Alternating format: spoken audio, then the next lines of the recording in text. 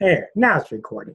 So we're underway with episode 116. Our guest tonight is Brad Silberberg out of the Pittsburgh area.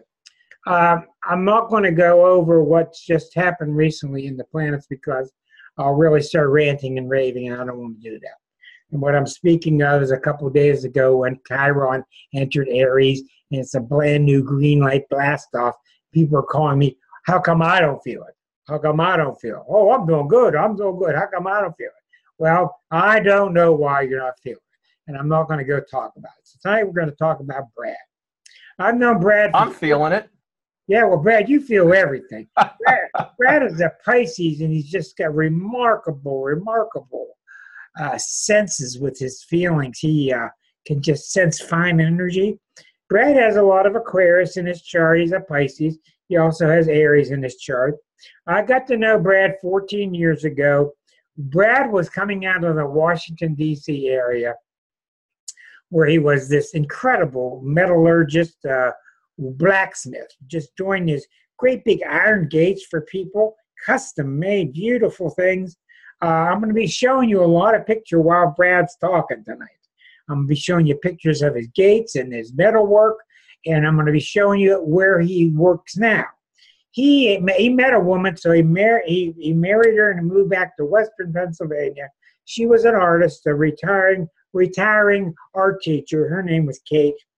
We've since lost Kate tragically to cancer in the last, 5 years? Almost 6. Oh my God, 6 years, unbelievable. Well, they were just like a team. And what he did with his huge forge, he has this huge metal shop. He rented this used airport hangar. And he took this airport hangar and he brought in truckloads of all these big forges and all his metal work. And his wife, Kay, was this wonderful artist. So they made it the Mesa, because it's on a big mesa, the Mesa Creative Arts Center. That's their website, Mesa Creative Arts. So you can see where the airplane runway was, and there's the building. There was the hangar, and inside was all the arts and crafts, and all of the upstairs with all of the healing methodologies, etc. Well, not only is Brad exceptional as a metal worker, but he is a priest, he is a shaman, he's just so many different things. And during the heyday of the Mesa, he and his wife, Kate, started opening the Mesa up to medicine wheel ceremonies, learning to build drums, just all kind of things that you can even think of. Brad is an exceptional healer of many different types. And the reason I brought him on tonight, and I thank him for coming, Brad has invented, he's discovered different types of methodologies to locate blockages in your system, especially blockages in your belief systems. He has worked out techniques. He does a lot of kinesiology. And he's worked out many, many different ways to work through your stuff. So he's going to tell us about what the Mesa was. The Mesa is changing now. I'm going to be showing you pictures at its heyday, where lots of people from Pittsburgh would come and celebrate the solstices, etc. So you'll be seeing different pictures in the background while he's talking. I want to welcome Brad with us tonight. Thank you for coming. Oh, you're welcome, Rick. It's good to see your face. It's good to see you. We've been about 14 years ago when I first came to Pittsburgh to go for it astrologically. I introduced myself. I did his chart in 2004, and I must have done 20 different workshops at his, they would transform the hangar space into a lesson space. And they would have all kind of classes there, and the kids from high school and kids from junior high, and all kind of creative events happening there. Just a creative powerhouse they were. So since Kate has passed, the place has changed. The physical outsides of it has changed. I'm not sure what Brad's new plans are, but the main thing I wanted from Brad tonight is to help you, because I know you're all healers in different ways and you're interested in so much. Brad is really just exceptional in talking you through what you're doing. He's been way, way ahead of the curve. And when we finally talk tonight, we realized, just like Brad, the last thing he said to me before we came on, is now it's a different age now. It's not going to the healer and stuff. Now it's about healing yourself. Because the planet's in trouble, we got to heal ourselves. So welcome aboard, Brad, and what's on your mind these days? Oh, boy. Well, first and foremost is the state of the planet and humanity. And that's been a big concern of mine, and just seeing all kinds of things stirred up. And I think I did a lot of studying about the Mayan calendar, and back in 2012 there was all that talk about the Mayan calendar cycle coming to an end, and people were expecting some big shift for humanity that was just going to kind of wash over us like a wave and change everything. And I think a lot of people were disappointed that creation didn't sort of snap its fingers and change all of us by an act of God or whatever. And for myself, I think I knew that creation had shifted into a new mode. And I tell people, no matter how many lifetimes you've lived on this planet, none of us have ever experienced anything like what's going on now. Exactly. We don't have the experience directly, but I like to tell people, if you're on the planet now, you're here to be part of what's going on, about this change that creation is asking us to undertake. And you're either here to support it or you're here to push back against it. And certainly we're seeing the pushback all over the world. And in terms of the lack of direct experience we have as souls from other lifetimes, what I tell people is we have been prepared. We've been prepared by our past life experience, and we've been taught on the spirit side. Okay. I didn't know what happened. You just you just keep talking. I'm going to yeah. everybody. I thought I was losing the whole thing. I got you. I get it. So I tell people that we've been prepared. We've been prepared by our teachers on the spirit side. In between lifetimes, I kind of refer to it as the Spirit Academy.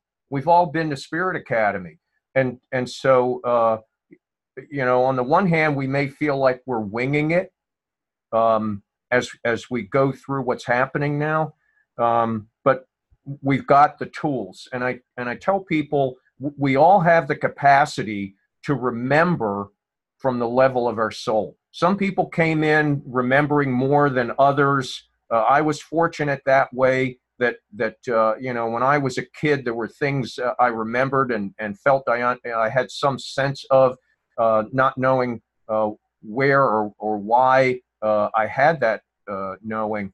But also, we all have the ability to connect with our soul and ask it to remind us. Ask it to remind us what we've learned. Ask it to send us inspiration and help. I do that quite frequently. I have a little technique that I use to do that in a conscious felt sense sort of way. But what I tell people, one of the things I learned from you, Rick, and I was telling you this on the phone earlier, about that idea of what the planets are doing is like the music in the basement, and what are you going to do? You're going to ignore the music? Are you going to get up and dance? What are you going to do? What I was referring to there is when I look into the future, trying to explain to people how an astrologer sees in the future, and I would say, like, for example, next July there's going to be jazz music playing in your basement, and you go, what? Well, next July, this new music starts coming up through you. I can see that coming, but I can't see what you're going to do with it. Are you going to dance to it? Right. Are you going to suppress it, etc.? But that's what he's referring to there. Right. And what you do with it is what I talk about in terms of choices and consequences. Everything in life is a choice. all choices have consequences. Some consequences are bigger than others. Some last longer than others. I tell people, you know, if you choose to have sex with somebody, a possible consequence is that you make a child, and then that's a consequence you end up dealing with for everybody's lifetime. So be aware of that, and when we have a chance to make a choice, and we get locked up and don't, creation's going to choose something for us, and it may be something that we're not going to like the consequences of. So make your choices. But you know, my feeling about that music thing, I think creation, you know, getting back to that Mayan calendar, creation did make a shift at the end of 2012. Mm-hmm. Some of the things that were predicted by contemporary Mayan calendar scholars hadn't been happening. They're happening now. And I tell people, okay, so it's like 10 years off, but 10 years out of the 16.4 billion that the Mayan calendar, the last period of the Mayan calendar took into account, that's a pretty small percent error. Another thing, Brad, is I do think that since in this instant society, a lot of people thought that somebody would come to their door, fill out a form, and you're fixed. I think they thought it was that simple. It was going to wash over you, and you'd wake up one morning, well, it doesn't work that way, but you're on track. Right. But what I say to people is, I think, you know, I talk about my relationship with what I call creation, and you know, I don't generally speak in terms of God, because to me, a lot of people's concept of what constitutes God is just really, really tiny compared to what I experience. And so I think of creation as whatever made everything in the beginning and what maintains it in existence from moment to moment. And that is evolving. It has been evolving since the beginning, and it's continuing to evolve. And it has evolved to a place where it's asking us humans to go along with it. And my feeling is that it wants us to move beyond simple tolerance of each other to a place of treating each other like loving family. And most people, there's a lot of people have trouble even getting to the tolerance place, let alone the loving family place. Mm-hmm. So I think in part, people have been feeling the sort of drumbeat, the pulsing of creation. That they sense it on some level, and they know something's up. They know they're feeling this pressure, and what they're picking up is just something's got to change. Something's got to change. Something's got to change. Let me interject something here, and I think it's perfectly timed. Go ahead. In the last couple days, Chiron takes 51 years to go around the circle. Well, a while ago, Chiron went around and it went left Pisces. It went into Aries. It initialized things a little bit. It stopped and it went, that's the healing planet. And it went back into Pisces. And a couple of days ago, it went back into Aries for good. Okay? And a lot of people, I've been writing about this on Facebook, a lot of people are feeling this green light. Chiron has two sides. One is the wounded healer, has a lot to do with healing. Chiron's other side is going after your soul's journey, going after your hero's journey.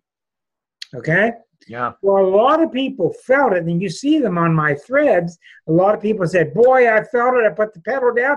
Now I'm going. Boy, I'm going. I'm getting in that raft. I'm going downstream. There's other people saying, how come I'm not feeling it? How come I'm not feeling it? Well, what's happening here is this. You're getting a surge from the collective to move forth into this world that he's talking about. Some people are feeling it, and they're going with it, and that's fine. That's preferable.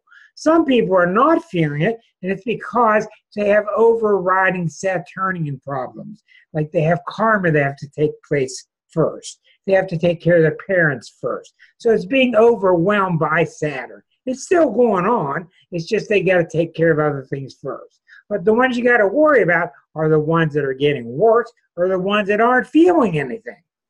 That's a dangerous symbol. Now you look around you. This is very important. You look around you, all your relatives, people you know, people you work with in the past couple of days, people have either moved forward or a lot of them are being left behind. And that's exactly what's happening. It's not a coldness of Pluto leaving people behind. It's the fact that evolution is moving on, and you've had many, many chances to get with it, and it's just going to keep on moving. And you might be outside the train trying to hang on to the bars yourself, but it's just the way it is. There's no judgment to it. There's no good or bad about it. Go ahead, Brad. One of my teachers years ago said to me, the earth is destined to become a spiritual planet. Mm-hmm. And any soul that's not prepared to live on a spiritual planet is going to have to leave. And, you know, there's people leaving all the time.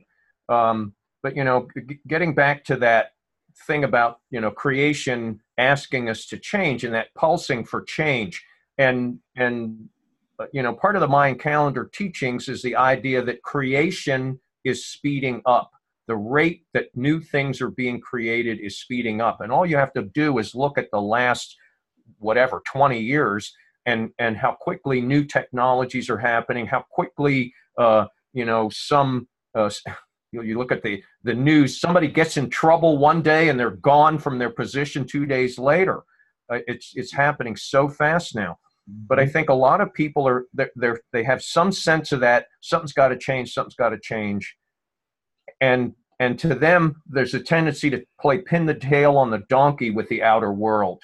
And so they look and they go, yeah, something's got to change. You know, my mother's got to change. My boss has got to change. If they change, it'll be, if the government changes, if the church changes, it'll all be better. It's never them. And it's each of us who needs to change. That's what needs to change. And by each of us changing, the planet will change. Exactly. And so I take that responsibility seriously and have been working to raise my own vibration, improve the way I deal with the world, to be more generous, to be more compassionate, to recognize the suffering of others. And, you know, because I think a lot of times when I see people acting out or doing, you know, kind of radical things, I appreciate now that that's a sign of suffering. That's a sign of some kind of suffering, of something that happened to them, the repressive culture they were raised in, whatever it is. It doesn't mean I have to like what they're doing. It doesn't mean I have to necessarily choose to participate with them as a friend or a healer, but I can have compassion for them. And also I tell people, as you know, I talk a lot with people about being an empath. I've been an empath since I was a kid. And a lot of folks who are empaths and are sensitive to energy find it, you know, problematic. It's, oh, I pick up other people's junk and whatever. And one of the things, I teach a class on occasion called First Aid for Empaths. And one of the things I say to people, you know, in kind of a joking way, is be more like a window screen and less like a sponge. Let the stuff flow through you back to creation, because that's where it came from. Don't absorb it. But I think from a higher level, what I say is your own suffering are your lessons. That's your life, your karma, your own suffering is yours. Integrate it, learn from it. It's part of you. Don't try to push it away. It's not your responsibility to integrate anybody else's suffering. You can have compassion for them. You can choose to help them or choose not to help them. But forego that tendency to want to remedy it for them. And, you know, as a Pisces, that's like considered one of our negative traits, is that we sop up everybody else's stuff, and we want things to be good for everybody. And the negative Pisces is the one who does that to the point of martyrdom. And my guides, God bless them, have told me that I don't have to die for my beliefs in this lifetime. I've done that a bunch of times, not this one. Thank goodness. So we were much more involved several years ago than we have in the last couple. When we last left this station, in the latter years of Kate, you two were doing a lot of developing with such things that you trademarked. I'm just going to tell the group, and maybe you can paraphrase what they are. Sure. And they're a very bright group, and I'm sure you can kind of tip them off as to what you're doing or what you were doing now with your EMDR work.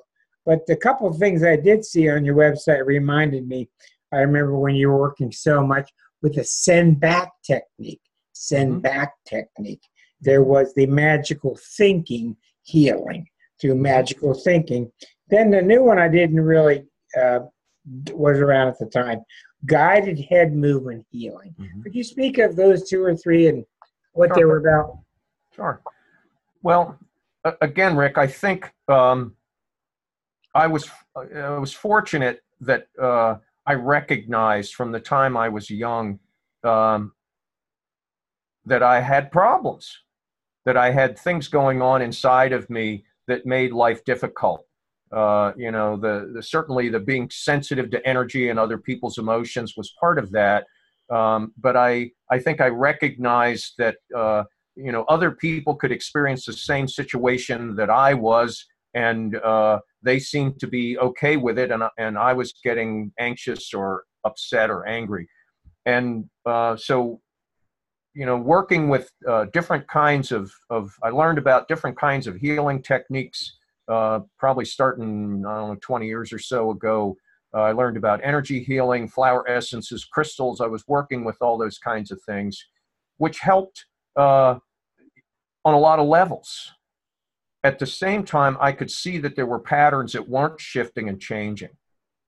And one of the things that I recognized, that idea of when our parents conceived us, we got some of dad's DNA and some of mom's DNA. And if you buy into the idea that our life experience gets recorded and stored in our DNA, then it made sense to me that I was getting recordings from my ancestors, and those recordings, those cultural influences for centuries may have some influence on me coming right out of my DNA.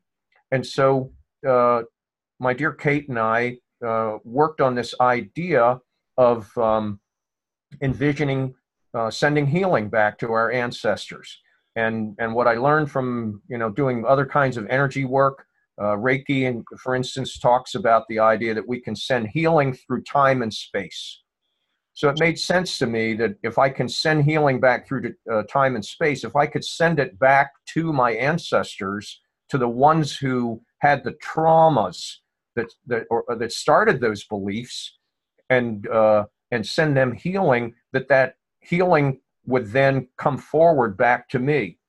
And the amazing thing about it was, the idea that I didn't get my DNA at birth. I got it at my conception.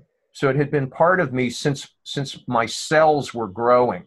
And one of the things I like to teach people about, I like to teach them about energy and consciousness and sensing energy.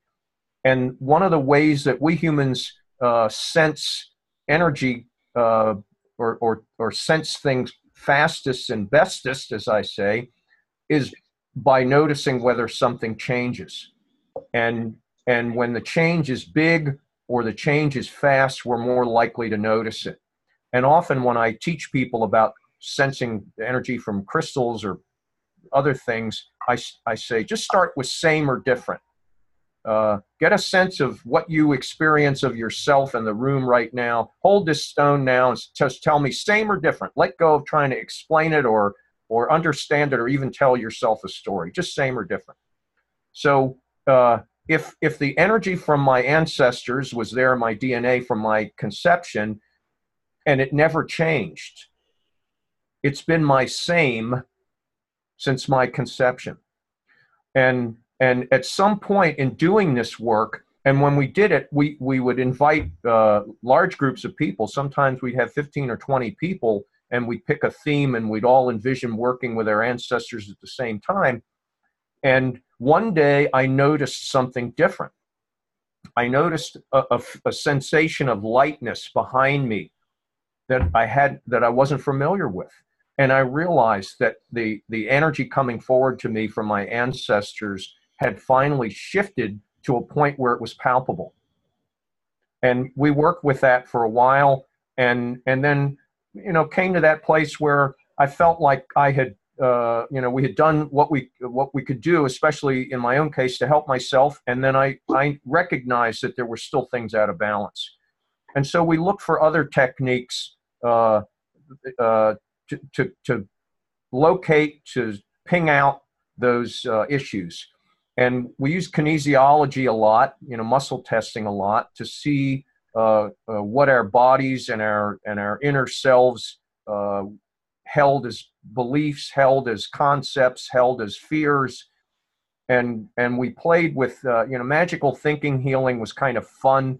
We figured that kids sometimes make up beliefs because they sort of don't have anything, they don't have the logic and the reasoning ability to sort things out. So they make up things. And so we kind of thought, well, we'll work in reverse, and we'll make up you know, ways to, well, we're going to test you to see if this is really there. And we pick up all kinds of things, a stapler or something to use as a prop. But it did, I think, prompt some shifting for people. And again, worked with that for a while, felt that things still weren't getting answered. And the guided head movement healing it came to me with the idea. I found myself just kind of just walking around shaking my head, just shaking my head at life, shaking my head at my thoughts, shaking my head at my experiences. And I started thinking, that's essentially something inside of me telegraphing, no, no, no, no, no, this isn't right, this isn't right. And I thought, well, you know, what if we could change that to nodding? And so we played with, you know, sort of, here's what is troubling this person. Here's what they think or fear or believe that's troubling. And here's this other idea that would be, well, if I could have my druthers, what would I rather have instead? And just, you know, let's pick for instance, like, you know, fear of flying isn't safe. Flying in an airplane isn't safe. What would I like to replace that with? Flying is fun and easy, and you know, so we would have the person say that phrase, or we would have them, we would say it to them, and then we would gently turn their head side to side like they were shaking it no. We would say the other we'd pause, say the other phrase to them, and nod their head for them, like gently, like they were nodding yes. And things were shifting. People could feel the difference. And as healers, we could feel their bodies shifting as we did this.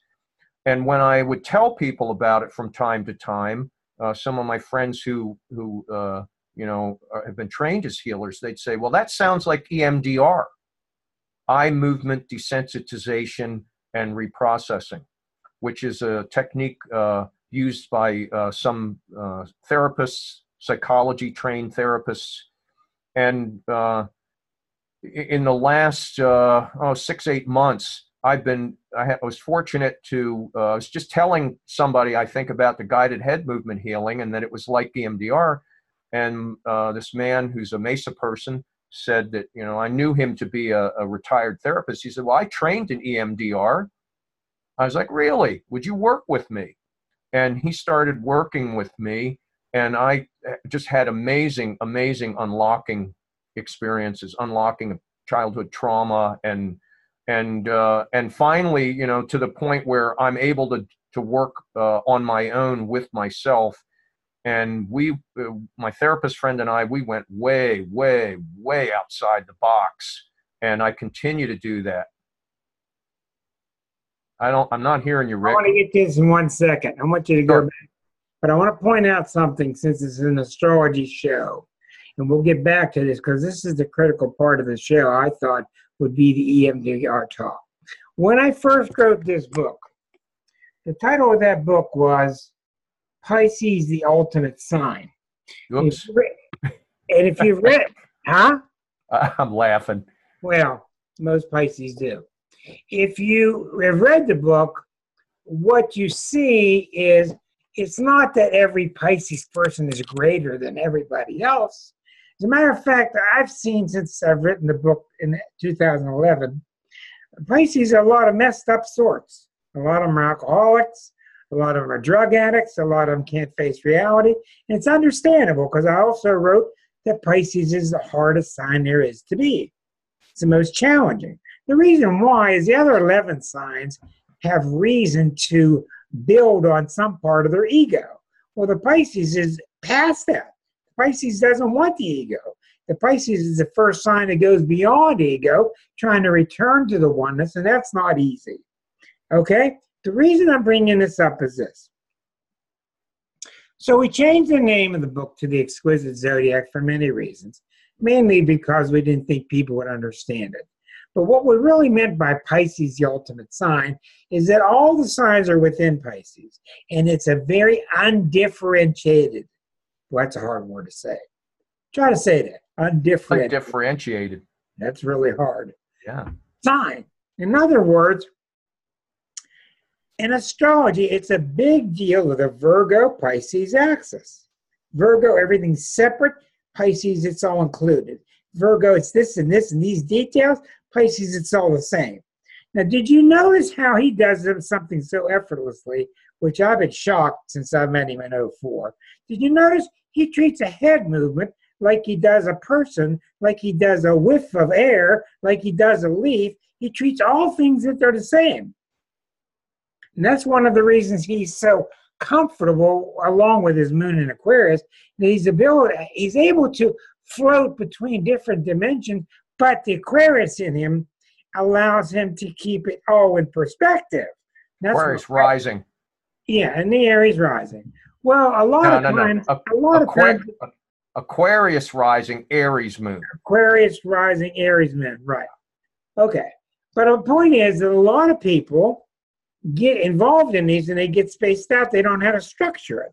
But did you notice how he can get in? He can follow some little thread, whether he's following some little nuance that came from a spirit, or whether he's following some hardcore philosophy that came down from Freud. It's all the same to him. It's all the same to him. It's all equal.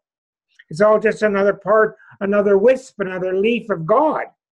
So that's what really stands out to me now that I've been away from him for a while and hearing him. So I'm very interested with that. I wanted to connect it to astrology somewhat. But with that talking, I'm fascinated to hear more from you about the value of using EMDR. Okay. EMDR was developed as a way to help veterans who had Trauma.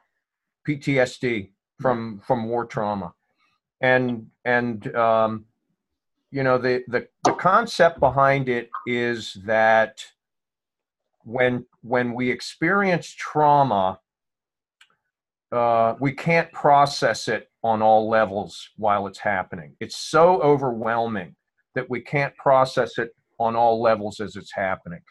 And, I learned somewhere along the way that when things like that happen to us, if we can't process it in real time, physically, emotionally, mentally, and spiritually all at once, some part of that sticks to us on the level of our soul. Rick, I don't feel like, I know science is trying to determine what consciousness is. They're studying the brain. I don't think anybody has a real sense of what we really are, what constitutes a human soul, a human being, all the levels that are there, how they all function. I think they're not even close. So that idea that when trauma happens, there's some part of it, some part of us can't process it, and it sort of gets stuck in time and place So the trauma is always now on some level. It's never over. That makes sense. It's never over. And what EMDR does, it's about using bilateral stimulation of some sort. The original thing was the therapist moved their finger back and forth in front of the client's face, and they followed it with their eyes. It can be done with sound that goes from ear to ear. It can be done with their little vibrating pulsar things. The therapist can tap on the person as long as it's bilateral. And the bilateral stimulation lights up more of the brain at one time, so that it gives the traumatized person the ability to kind of have one foot in the present, to be here present in the room, and revisit that trauma in a different way. And the first part of the process is about sort of desensitizing to the original trauma. And when I experienced it, it was the most amazing thing, because if I give voice to what I was experiencing inside, it was kind of, this hurts, this hurts, this hurts. What happened? Where'd it go? The pain just stopped. The emotional pain just stopped. And then the reprocessing part is to sort of give yourself a new way to look at what happened. And it was amazing, the stuff that came up. And, one of the things... Did you find that when you started to break through, so many people have so many dark memories suppressed behind some dark wall, and so many people can't remember their youth? Did you find when you started breaking through that a lot of pleasant things started coming out from under the wall too? Well, I'm fortunate, Rick. Even though what I've been through in my life and my childhood, I did remember a lot. My younger brother, who's a year younger than I am, doesn't remember much of anything from our childhood. Have there been times when memories came up during the EMDR process, things I might have forgotten about? Yeah, but also I think different ways of looking at things. And I know that I lost Kate, and I think you also remember that I was married early, years ago, and lost another woman to illness 27 years ago. And in one of the EMDR sessions, my therapist helped me with that loss, and to stop that ongoing pain of that. And then when we were talking about the part of, well, what would you like to replace it with? And he said, how about that you did the best that you could? And I immediately said to him, no, what I want to replace it with is that it's over, that it's actually over for me, that it's not still ongoing. It was amazing. And we went way outside the box with how we worked with the techniques. Did you get that to work? Did I get what to work? To get it to conclude. Oh, yeah. Oh, absolutely. That's wonderful. That's wonderful. We worked on birth trauma. And one of the things that I learned about, Rick, right around the time of the 2016 election, I said to myself, I know I'm going to be needed as a light worker more than ever right now, and I don't feel up to it. I feel my own, fears and anxiety, and just, not strong enough to deal with what's coming. And because of, the morning after the election, everybody, the collective unconscious, people were exhausted. They were in shock. They were waiting for the other shoe to drop. My felt sense of the collective unconscious got really quiet. And it allowed me to perceive some tiny energy inside myself that I maybe hadn't noticed. And I said to my guys, I said, that's anxiety, isn't it? And they're like, yeah. I said, well, from what? And we played 20 questions for a while, didn't come up with anything. And then I said, well, what level is it on? Is it emotional? And they said, no. I'm like, that's weird. Okay. Is it mental? Is it worry? They said, no. I'm like, okay, that's really strange. I know it's not spiritual and it can't be physical, right? And they said, it is. I'm like, wait a minute. It's physical? And they said, yes. And I was starting to get angry because it seemed absurd. I said, my body is doing it? And they said, yes. And I heard two words loud and clear, Rick. It's reflex. And I went online and Googled fear reflex, and I found this issue of what they call retained neonatal reflexes. They're brainstem level instinctual reflexes, and any kind of birth trauma, abuse, or neglect can make them get stuck in the turned on position. They're meant kind to, of like you're jerking all the time, a new stimulus. if you're startled easily, Yeah. is that what you're talking about? Yeah. That's a Moro, the Moro, or the infant startle reflex. And any kind of birth trauma, I was stuck and they pulled me out with forceps. My younger brother was chemically induced. Kate was born breech and a month premature. Any of those kinds of C-section, any of those kinds of things can cause these they call them primitive reflexes or neonatal reflexes. They're meant to help us get born and to survive the first few months of life. They're brain stem level reflexes, that animal brain, that reptilian brain. And within 6 months to a year of life, they're meant to be superseded by higher level brain function, higher executive function from the prefrontal cortex. And when I saw this info, I'd never seen it. I'd studied birth trauma before about, the psychological effects. I'd never seen this. And in reading the info, I realized immediately, I have this stuck startle reflex. And fortunately, I found help. I found somebody who could actually physically test me. There's a physical test for these reflexes. And I flunked badly. We were laughing so hard, me and the chiropractor, because I flunked so badly. And the good news, there was physical therapy exercises to do that largely shut the reflex down. Wow. And yeah. Oh yeah. I did them religiously for 4 months until I felt like it wasn't doing anything, but I could still feel something wasn't right.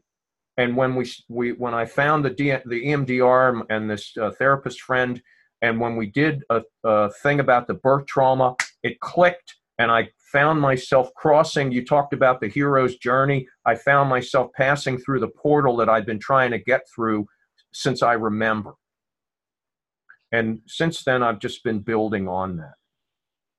So that's just fabulous. Do I think this is epidemic? Yes, I do. Sure it is. Yes, what I'm finding in my work too. I remember the day, January 25th, 2008.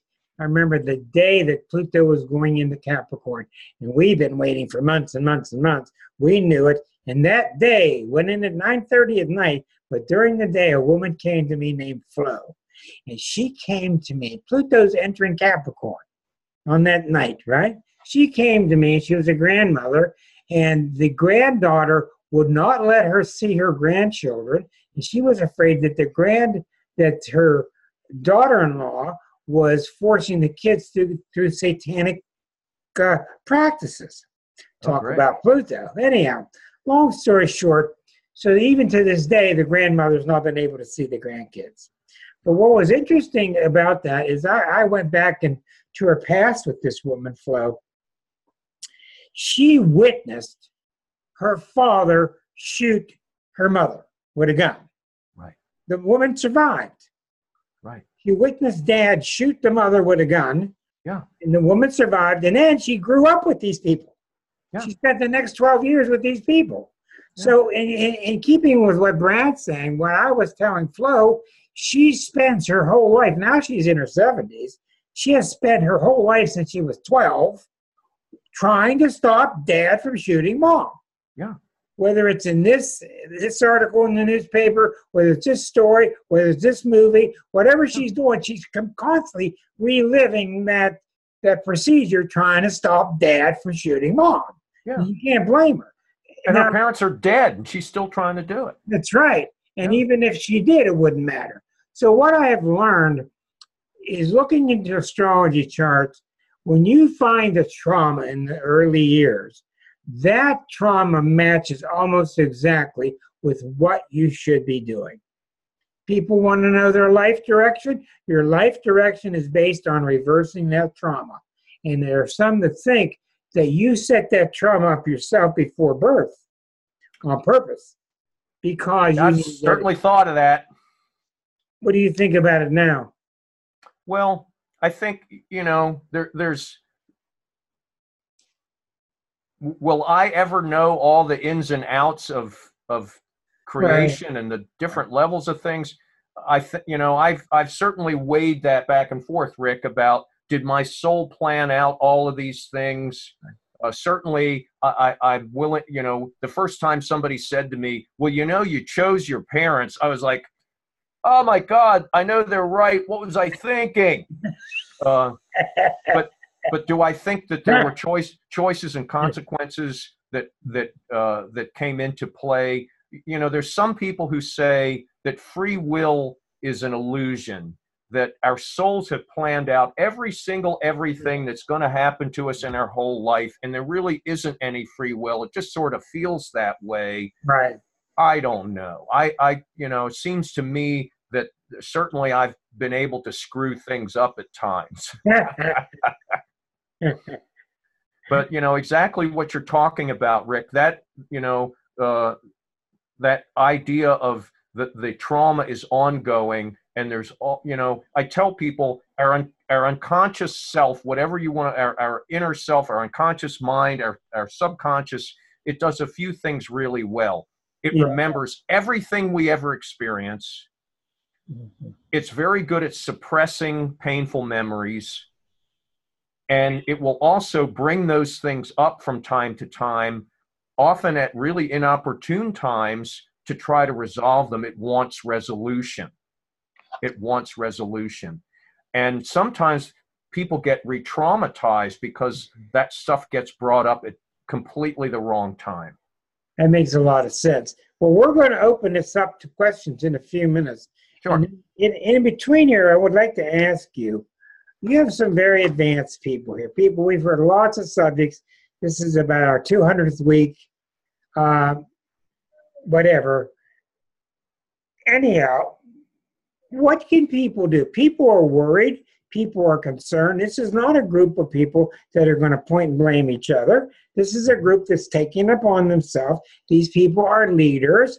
A lot of people watch this show on videotape or whatever, on digital. Tomorrow, when I put it on YouTube, it's going to stay there permanently. What messages people saw the list of things he provided. What messages can you give to people? How can people help themselves in this myriad of choices? Well, I mean, the first thing I tell people is there is no one size fits all. Of course. There are certain things. One thing I tell people is to do things to raise your vibration, to work with high vibrational things, objects, techniques to raise your vibration. What does raising your vibration do? For one thing, you expand your personal vibrational working range. But also when you raise your vibration, not only does that range expand, it moves upwards on the scale of vibration. And what does that do? That makes us less sensitive to the junk that's down here, the negative low vibrational junk. So how do you raise your vibration? Meditation, exercise, being out in nature, eating good food, working with crystals, tuning forks, all kinds of things that are possible. Do I think, one of the things that I learned about through my studying of myself and looking into EMDR is this idea of what they call neurological dysregulation, where basically our brains aren't firing right. The school of thought in psychiatry has been, it's all about brain chemistry. Your brain chemistry's off. We give you some drugs that fixes it, and then you won't be anxious anymore. It's not working. What people are seeing now is this idea that, for instance, when my infant startle reflex would kick in, something would go wrong. I'd be trying to build something and it would fall apart in front of me. Instead of the front part of my brain lighting up and going, okay, what went wrong? How do I fix it? the back of my brain, my nerve stem back here would light up, and I would go immediately into fight or flight, and I'd start yelling and screaming like I had to kill something. And I had no conscious choice about it. So I think there's a lot of neurological dysregulation going on. And there's a lot of things in our world that are contributing to it, like, digital devices, the blue light from that. Some people say that things like Facebook and looking for clicks on social media is making people's brains dump dopamine all the time and giving them pleasure, and then they're not getting serotonin and they're unhappy. Mm-hmm. So one of the things I think is to look for to observe ourselves when we get dysregulated, to notice when we're getting dysregulated, and look for things for ourselves that work to help us get regulated. Your inner room is very, very big, and you've researched it. You spent a lot of time in there, not afraid. You've explored it to the nth degree compared to most people. I want to ask you a question before we go to question from the group. And this is a little sensitive. If you don't want to cover it, that's fine. Something I've been tracking, and I wanted to notice. I've been noticing, and I want to ask you about Kate. The reason why, and I love Kate, and Kate and I were very close, and I miss her. A lot of people come to me when somebody dies. Mm-hmm. It has been my observation, you can challenge this or not, it has been my observation that people leave us when they know we're going to be okay. They're with us during a time period to help in certain ways spiritually, and they leave us when they know you're going to be okay. In fact, you would be better off without them, and not without them directly, but I agree. You would have to face things that you wouldn't have to face when Kate was around. One of the things one of the things that can help regulate us from that neurological dysregulation is to be with people who are loving and supportive, to be around regulated people. And God bless Kate. She might have been a little bit more regulated than I was. She was pretty even. Yeah. It was enough. So I was very aware, Rick, when she passed. First of all, I know she didn't really want to leave. She really didn't. My first wife, by the time she was at her ready to die, she wanted to go. She'd had it. But Kate didn't want to leave life. She wanted to stay. But I also, after she passed, I recognized that, first of all, people would describe the two of us as twin flame soulmates, which is a whole category of a partnership that a lot of people don't understand, and I won't go into that right now. But it's the idea that we're the male and female half of the same soul, and so I'm always going to be connected to her on that level through our shared soul. And when she was getting close to death, she said to me, "Well, I guess I'll have to be part of the team from the spirit side." And I said, "Well, that'll be cool to have somebody in the home office." I've not heard a peep out of her since she passed. Not a peep. And neither has anybody else I know who's a good psychic or whatever. That's common. I was given the opportunity to see where she was and that she's okay. Well, Brad, and my sense is she's moved to a completely different plane, Rick. And Brad, let's take a moment here and access Susan Avere, who's on the bottom of the screen, because Susan is a medium. Okay. And you work with Sarah Sachs, right? Well, I have worked with her, yes. Okay. You know Sarah Sachs? Yeah. Okay. Well, she worked in partnership with Susan and also with, what's her name? What's the other girl? Huh? Rom Weber? No, what's the other gal's name that worked with you? Marjorie? Marjorie, Okay. Yeah. But anyhow, are you sensing anything, Susan, when Brad talks about his partner has gone and he hears nothing from her? What are you picking up from Kate? It would, okay, first of all, I feel a presence of a woman who stands behind him, directly behind him, but like at a distance. So I feel she's there. Secondly, I feel as if she has her hand on his shoulder all the time. They've never lost touch. And third, I feel that when she draws very close emotionally, it becomes such a strong experience for him that he internally puts up a hand and says, I can't. And she takes a step back again. She doesn't want him hurt. That's what I'm feeling. I don't feel she has left his side ever.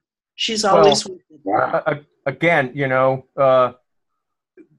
that idea of her being on another plane somewhere, are we still connected? I think we are. Has she taken care of me in terms of, made it so that I'm in good stead in a lot of ways? Absolutely. And I agree with what you were saying, Rick, in terms of, I think that, she was good at a lot of stuff, but she was not prepared to do some of what I'm going to be doing. And also that she took a hit for the good of the team, in that if she had stayed healthy and not died, I'd be the same big jerk I was before she passed. Well, you are a different person. You are definitely mellower. You're just more of a calm person now than you were. Well, I cannot explain to people what that startle reflex thing is about, in terms of, being in fight or flight continuously, never coming out of it.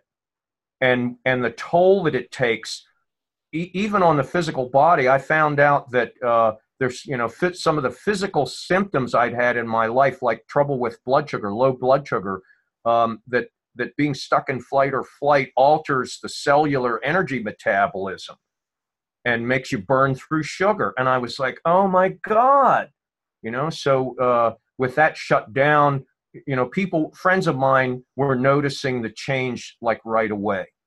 Well, I can see a big difference. Yes. Thank you, Rick. I appreciate that. I want to thank Susan for pitching in there. I want to take our first question from Suzanne to Brad. You dear, I will unmute you there. There you go. You're on with Brad. Yeah. Can you hear me, Rick? Yeah. Okay. Well, first of all, I want to tell Liza, I keep keeping my name to Suzanne, but AI keeps switching it back to my company. I'm very sorry. I don't know what's going on. Okay, so the little name at the corner. So anyway, I just want to add to the conversation about trauma, having a master's in psychology, and I studied trauma. There's a great book called Trauma and Recovery, and I don't know if Brad has heard about that. It's by Dr. Judith Herms, and it's meant for the layperson as well as the professional. It's a very good book on trauma. And then I have a question for Brad. Sure. What does he think about the 5G rollout and how that might affect neurological, in a neurological sense? And hi to Farnish and Ray. I don't know who you are, but.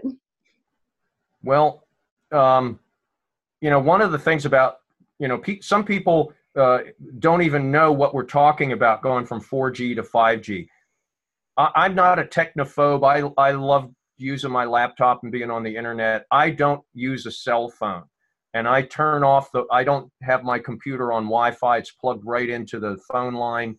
And at night I turn the router off. Yeah, but Brad, what if I'm just wondering if you do know about the 5G and the potency of it, and you were talking about the frequency, the neurological mechanisms in our brain. I was frequency. You thought about, and I wanted to add one more thing. There's a new material. It's not new, but there's an ongoing, more popular material called orgonite. Yes. And that does help some people who are highly sensitive to electromagnetic fields that are emitted from TV screens and such. Well, first of all, the 4G to 5G, they're talking about going from 6 gigahertz to between 30 and 300 gigahertz. So the Right. frequency is going up higher and higher. And apparently the Food and Drug Administration safety requirements have to do with whether or not the radiation from it burns your skin. They're not even really looking at what it might be doing to our cells and our DNA. And, you know, part of this is it's all about the money. It's all about the money. And the other thing about 5G is the intent is to put up a lot of little antennas all over the place. I'm fortunate. I live out in the country. I hardly get cell phone service out here, you know. But in the cities, some people have suggested that they're going to have antennas on every lamppost. They are.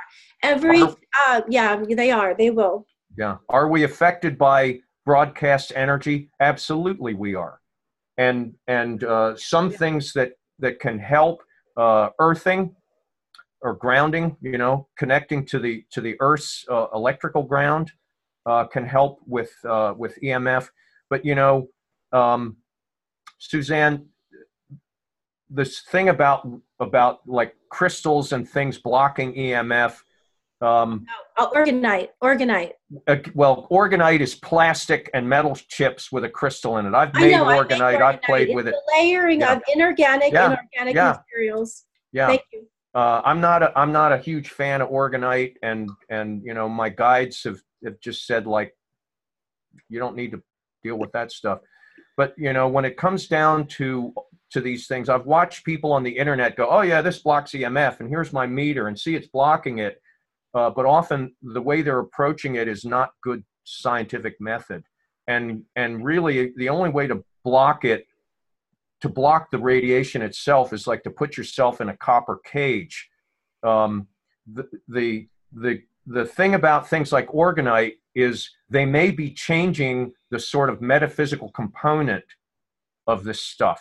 That's not something I can verify one way or the other. Well, I can go by my felt sense. Yeah, I just go by Wilhelm Reich. He helped invent it along with Nicholas Tesla, and I'm not a huge fan of it, but I started making it, and I thought that was an interesting connection between the electromagnetic activity and your work on the human brain and how you do the healing with that. Thank you very much. Oh, you're welcome. Other questions, anybody?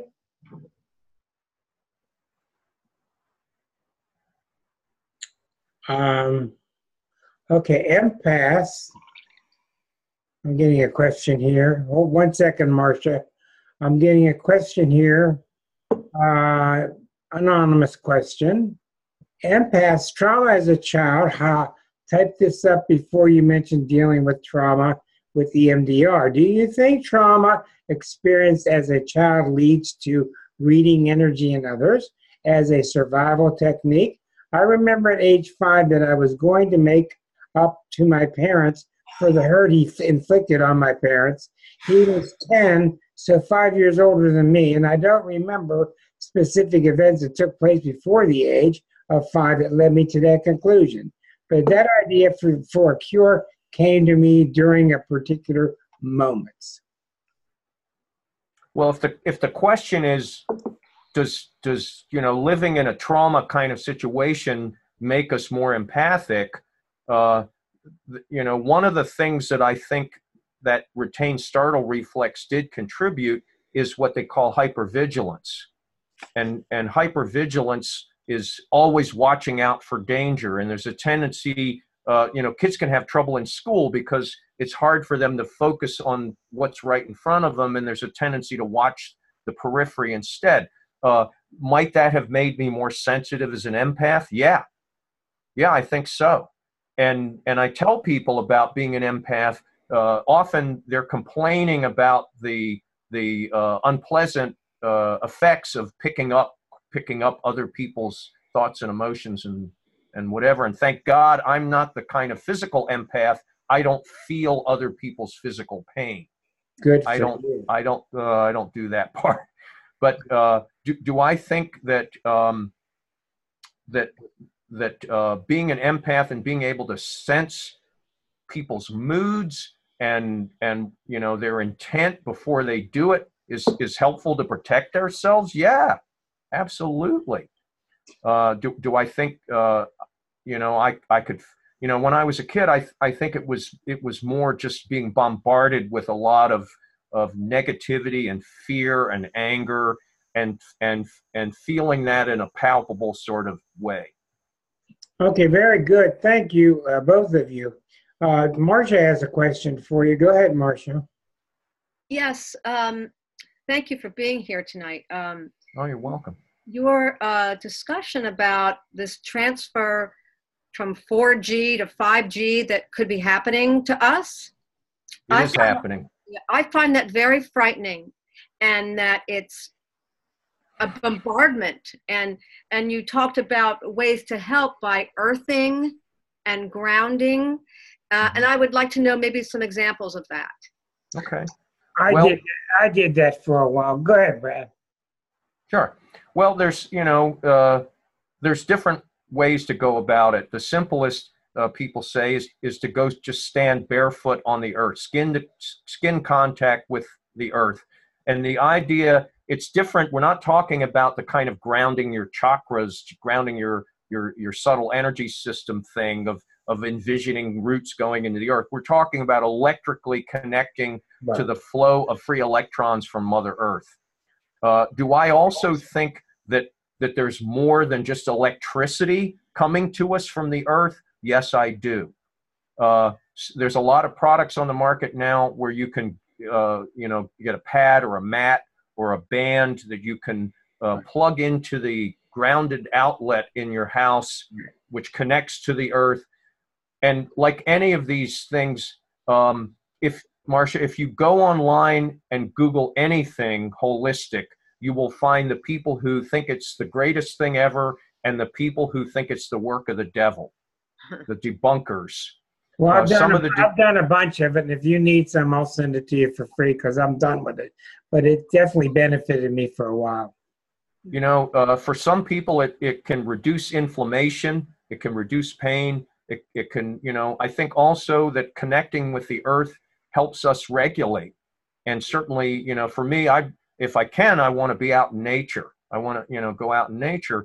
Do I sit and ground myself? I've made little gizmos out of metal that I can hold on to or slip on my fingers or hook on my toe and sit grounded, earth sometimes. There's some people who feel that when we earth ourselves that way, we're making ourselves an antenna to bring these broadcast energies through our bodies. Other folks say, no, that's not true. It seems to me like the electrical engineers don't even agree. Well, that's what I found. I had a neighbor who had a lot of neuropathy, and we gave him one, and he got instant healing right away. When he got off of it, he went back to pain. Yeah. Waldo, go ahead. Thank you, Marcia. Waldo, go ahead. You're up with Brad. Hi, Mr. Brad. Thank you for being here tonight. Oh, you're welcome. Thank you. I have an observation. It caught my attention when you were talking about trauma healing. Yes. And which I feel it very much in my life right now, that kind of situation.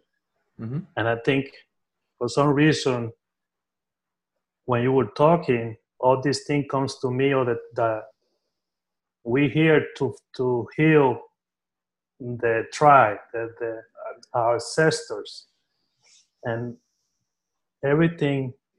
It always comes to that. We think that we are working individually, but most of our trauma seems to come from generations, like you were talking about DNA, and we end up always working in some type of trauma. And now I feel like you start the conversation talking about the Mayan and how people were in 2012 expecting a lot. And when I came here to Mexico, I didn't feel that way. I feel like it was going to start a new movement, like you were talking about. Something new was coming to make us work more intense in our traumas. Because then later on I read about the Mayan philosophy was like we were going through this new period, like a 12-year period after the 12th, this end of calendar, and it was going to be a dark period before we reach the morning sun. Yeah. It was the between night and day, and that's what I feel like we're living right now. And I feel like most of our trauma is ancestor. It's from all these things that we are trying to clear from a lot of hurt that, like you were talking about, we've been technologically advancing too fast, but no traumatic, we stay in these traumas. And everything else is just noise for me. Everything else, like the 4G, 5G, for me, I think that we are a machine. We are a hell of a machine. I mean, we just only like 10% or 20% using our brain, or less than that. But all this other noise outside is making us don't work in ourselves. And I like how you always trying something different. You always like, I guess it's that Aries moon. You don't stuck in nothing. You just keep going. Finding things. I'm like, like I said, what I'm looking for is peace. There was a time 20 years ago when I was very stressed out, and this neurological dysregulation had gotten worse. I was having all kinds of physical level problems. And I remember one afternoon sitting and thinking to myself, if I could have anything I wanted right now, what would I ask for? If I could have any meal, if I could have a pile of money, if I could be in another part of the world, if I could be in a marriage with a movie star, what would I want? And for a couple seconds, I had no idea at all of what I would want. And that was disturbing to me. I sat and cried because it's like, I can't think of anything I want. And then I recognized what I really did want. I just wanted to be at peace with myself in any given moment. That's what I'm still working towards. And when I can be at peace with myself, I can be at peace with anything that's around me. When I see things that are disturbing, Marcia, you're talking about the 4G, 5G stuff. Is there a way for me to be at peace with that? Yeah, there probably is. Am I there yet? No. I'm hoping that I can sort that out. And I think, also that idea about trauma, Waldo, they've shown that it's passed from generation to generation. It tends to run in families, as does that neurological dysregulation. And what's shocking to me is that here in 2019, with all the knowledge that's known and the ability to access it instantly over the internet, why are people still killing their children? Why are they still abusing their children? Why is this even happening? That's absurd to me. And it's, there has to be shifts of our culture and the way we do things. And I tell people again, I'm not Native American. I don't have a drop of Native American blood. But one of the things that I've learned from Native culture that's part of my life is the idea of all my relations, that everything is my relative. Relationships are meant to be respectful and reciprocal. And part of the problem is that things like capitalism really aren't reciprocal, that there's so many things in our world that aren't reciprocal. And I was telling Rick before, one of my EMDR healings lately brought me to the understanding, the internal understanding. I used to think life wasn't fair. Life is fair. People aren't. People need to be more fair. That's good relations, to be fair. So we can change our internal workings. We can change how we deal with our relations. Okay, thank you, Waldo, for that. Deborah, I'll get to you in just a second. Suzanne had her hand up, and then I'll get to you. Oh, yeah, just real quick, to make a comment about why we as humanity are still killing our children. We're killing our children in our family, and we're killing children in Syria and Yemen. So to me, those are one and the same. And we're still doing it, Yeah. I believe, because we haven't cut out or whatever we need to do, that part of ourselves that just has a fear mechanism going on within it, outside of the intergenerational trauma that keeps getting handed down. There was something else that I was going to mention. You know, at times I want to go and live with the evangelical religious people because, you know, I learned this a long time ago from Thurman Hornbuckle, very dear friend, native man from Cherokee Reservation. Mm-hmm. Suzanne, you just have to watch out with these white people, you know? And it's like, we get these tools with crystals, and we get these tools with intuition and this and that, and we don't know how to use them because we still have that thing, whatever is inside of us, that feels that fear. So, you know, it's a word of caution. The New Age came along with dear Madame Blavatsky. She made it popular, but you know, to answer the question about the children, it's just something inside of us that once you become aware of it, it's almost like everybody has it. And once you become aware of it, you can heal it. And you wouldn't be killing your children or allowing serious children to be killed. So that's just what I have to, we have tools. We have to learn how to use them. Thank you. We're going to go to Deborah next and then to Elke. Deborah, you're on now, and then Elke. Hi, Brad. Hi. I have a couple of family members named Brad. It's a name that's very dear to me. Cool. So as I've been watching, I have been keenly aware of all the noise in my house, even though other than this broadcast, there's nothing else going on. So I'm talking about my refrigerator, the electricity.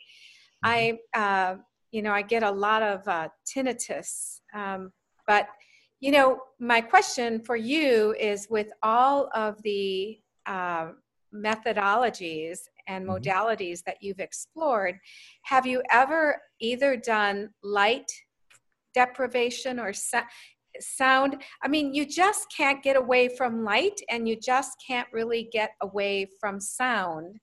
And have you ever experienced a modality that lets you do that?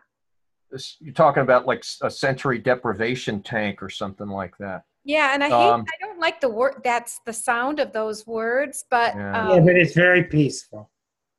Well, okay. I'm fortunate that I like I said, I live out in the country, and especially there's times, for instance, in the winter where the heat just turned off and the refrigerator just turned off, and my house is silent.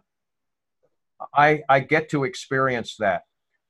My ears have been ringing for 20-something years, and one of my teachers confirmed to me, you know, it was one of those things, I was thinking this, and she said, well, you know that what that is a carrier frequency from spirit. Mm-hmm. That's like the old dial-up tone that if you were on dial-up and you picked up the phone and listened, you heard that weird shushing noise. That's the carrier frequency. And do I really want that to go away if that's what it is? No. Yeah, you're right. I do get that, where it just all of a sudden just turns up.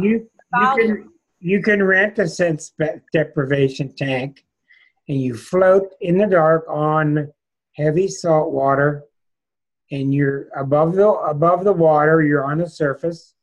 There's a slight fan going on to give you a little circulation.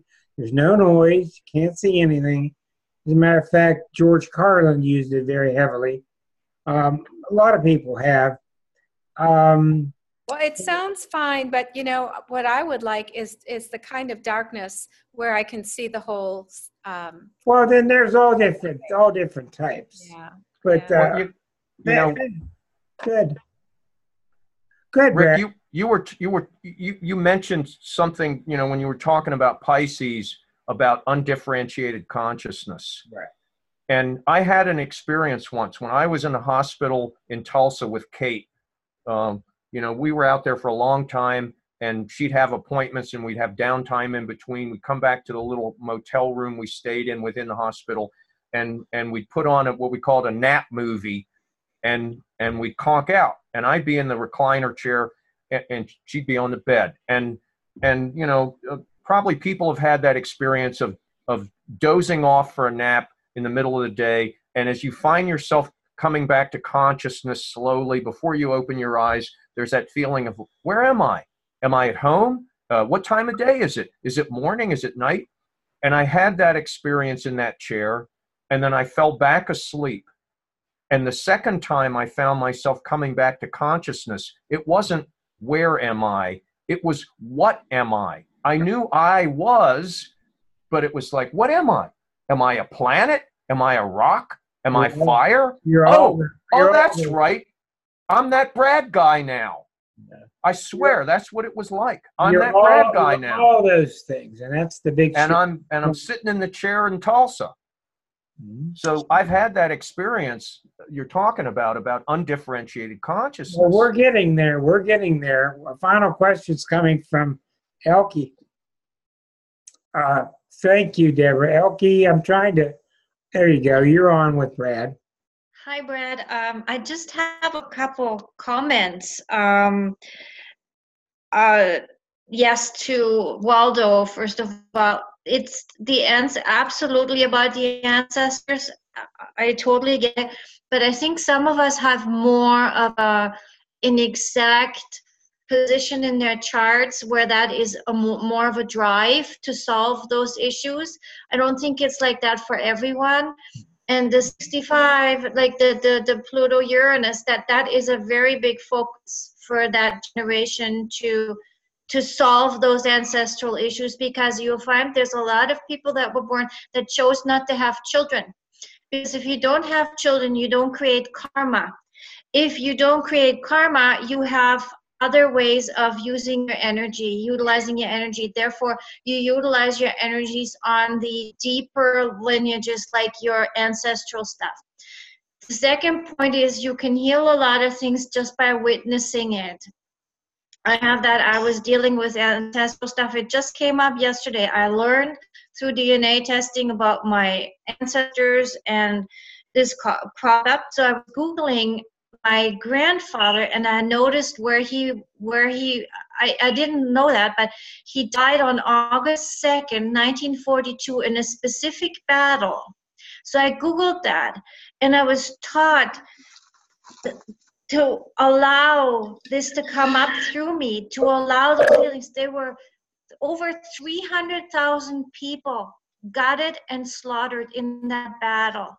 And I went into that pain, and I allowed to feel it. I allowed it to be there and held it. And that creates healing. That creates the energy of letting go. And some things are very simple, just by witnessing it. You know, you want peace. When I learned mindfulness-based stress reduction, I was taught, we were plunked in the parking lot, you know, and I was like, I don't want to meditate in the parking lot. But the girl said yes, because life is like that. Life is a parking lot. There's cars going around you. There's 3G energy. There's all kinds of energies around you. And if you can meditate in a parking lot, you've got it licked, because then you can find a place within. So all these things that we're trying to do to cut this stimulation off and this stimulation off, yes, we have to. It's not, it's imperative, but just to go inside and find that place inside, that's what's so important. And if you're mindful, then that really helps. Always redirect yourself inwards, inwards, inwards. So there's all these levels that go together, in my humble opinion. But I applaud you. I can sympathize with the Aquarius energy. I have that too. I have a moon in Aquarius. I dig around. I find the weirdest things. You just can't let it go. And I have Saturn in Pisces, which is very, very condensed. And it's, I totally get what you're talking about, that energy and looking for peace. But it's there. it's in the simplicity. It's in the nothing, you know, as far as I'm concerned. Thank you.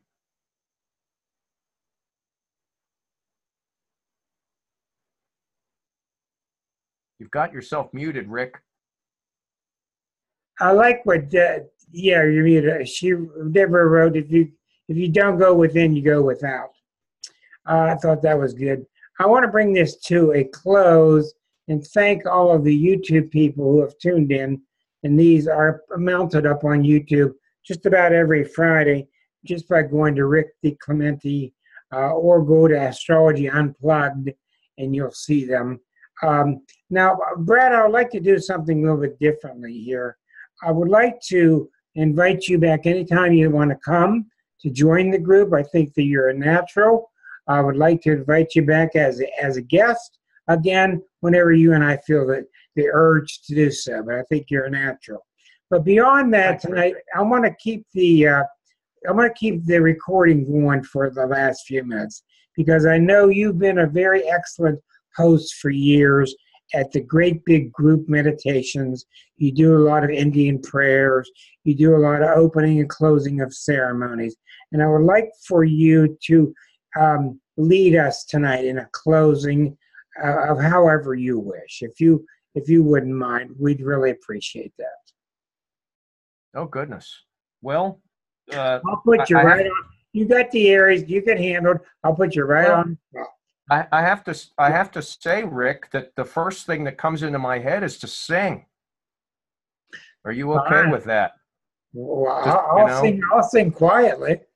Well, just to sing a body, mind, spirit healing song. And I tell people, I'll get everybody unmuted.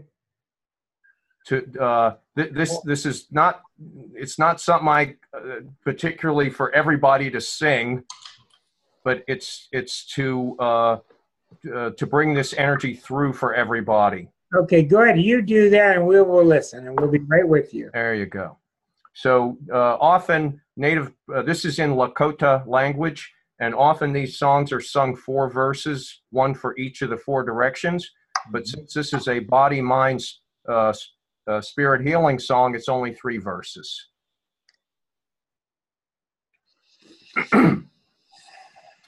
Tanka shela ahe tuwayo hey chanu pakile cheki ayo hey hemitaku yeyo wanikta cha lechamu elohe Tankashela Eoki Wahaki Elohe Tankashela Ahe Tuwayo He Chanu Pakile Cheki Ayo He Hemitaku yeyob wanikta cha lechamu elohe tonkashela eoki waki elohe tonkashela ahe tuwayo he chanu pakile cheki ayo he hemitaku yeyob wanikta cha lechamu elohe Tonkashela Eoki Wahaki Elohe. Mitaquias and all my relations. Thank you very much, Brad. The next time you're on, it would be a treat for you if you would please to show the details of your great big medicine wheel, like you showed me, and show me how you sing to the east, how you sing to the west, why each rock is placed the way it is. Fascinating. I think that would be a real nice thing for people to hear. If you don't mind, I'd like for you to do that in the future for us. I'll be glad to, Rick. Well, Brad and everybody, thank you. And that was the perfect ending. Thank all you YouTubers. Thank you so much for joining us. Yeah, Elkie, I was mesmerized too. Your dog, I love it. My dog, the cat, everybody's on the ceiling just mesmerized. Even Waldo's down there mesmerized. Good night, everybody. We'll see you tomorrow. Thanks to Brad. Thank you. Visit his MesaCreativeArts.com. Bye-bye.